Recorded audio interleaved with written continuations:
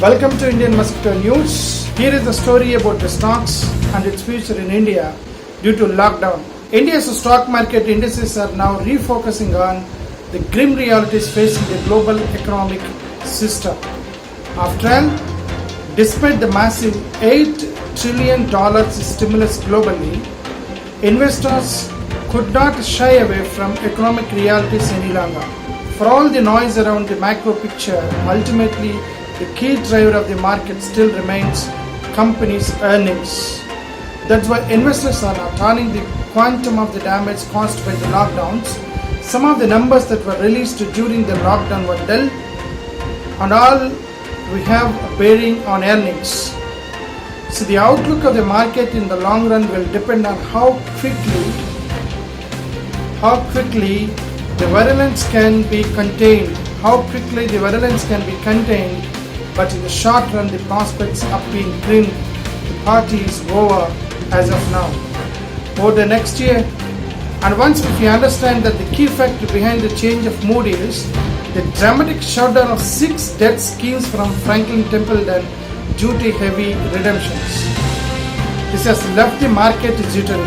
Investors are uncertain whether their investments will withstand the tightening squeeze and whether they will be able to bank on them when volatility strikes. The Reserve Bank of India had to step in to claim things down. Uncertainty about protracted contraction in the economy persists as rating agencies have slashed global and domestic growth rates. So the International Monetary Fund IMF cut in India's 2020 growth rate is harsh, down from 4.2% to 1.96%. Other economies have been pegged a much lower growth rate for financial year. Of course, there are other factors driving the shift in market mood. As we examine them, the big question remains: is the market pricing is the worst, or is there are some more pain left?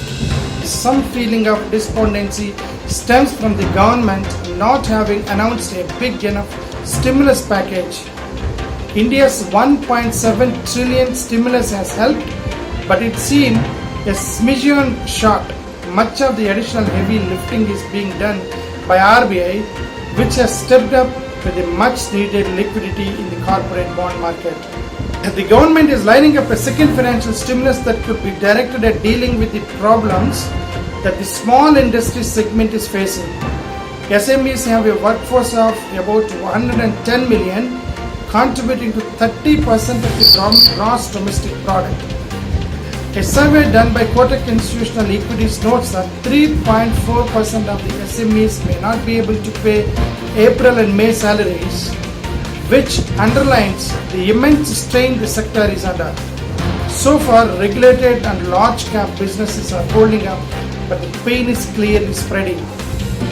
The government's tight fiscal situation is another challenge.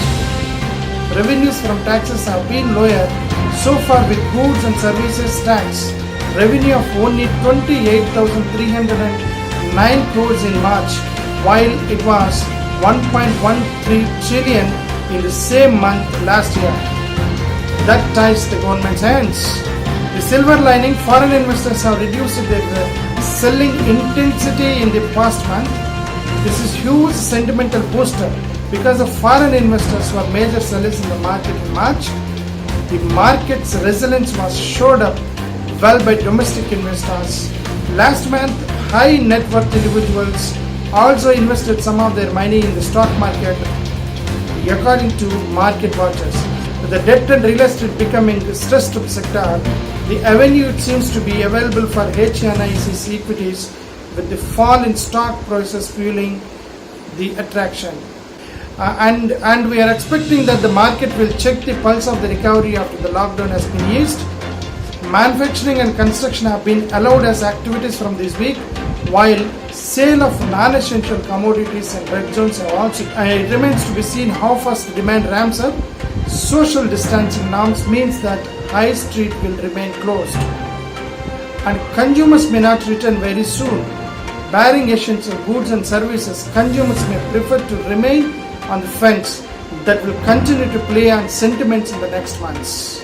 Some of high frequency numbers point to a huge damage in the economy. Auto majors reported zero sales of April, and the clamor of reduction in taxes has risen. So corporates are seeing a severe cash squeeze due to the lockdown. Even large corporates that are normally flush with cash are delaying payments to vendors to save cash and tide over the squeeze. A recent CRISIL Limited study pointed out that the Indian corporates could see negative 10% revenue growth, while EBITDA growth could plunge 15% despite commodity prices. Of course, this is just an indication of the pain ahead. Some sectors in a terrible stage. Aviation, for instance, is grounded. Travel and tourism and hotels are not likely to rebound in the near future.